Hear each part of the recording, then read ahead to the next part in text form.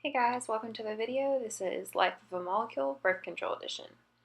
So we have our two main hormones that our body produces called estrogen and progesterone. These influence the menstrual cycle and ovulation.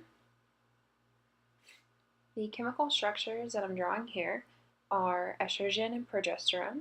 It's important to note that these two structures can be different when synthesized in the lab.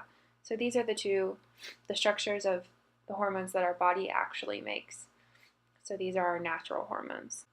Now there are some sources of synthetic hormones, and this hormone that is synthesized is called progestin, but we can find some plant-based sources in some wild yam populations as well as a few soybean populations.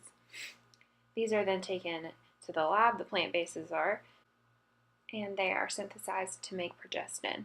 So this progestin and estrogen would go into a more compact form that we would know as the combination pill. Now combination pills have estrogen and progestin in them, and there's a few other variations of birth control as well, some just progestin sources and some just estrogen.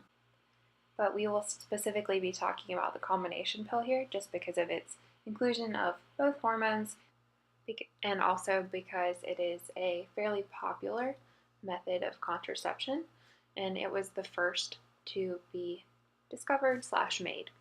So once you take your birth control orally, it'll go to your bloodstream and it'll then go to the female reproductive system.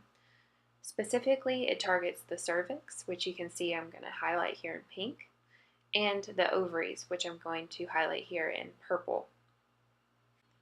The effects of the combination pill mean that hormone levels are kept constant, which keeps the cycle of ovulation from happening, so an egg is not released from the ovary.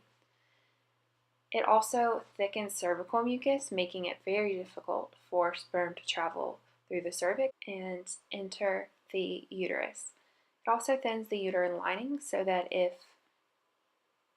a fertilized egg were to pass through, it would be more difficult for it to implant with a thinner lining of the uterus.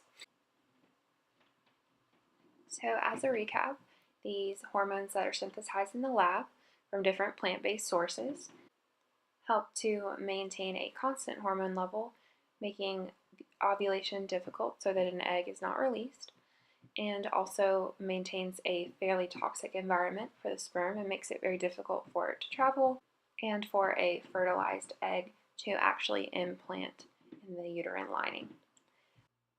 Alrighty guys, thanks so much for watching.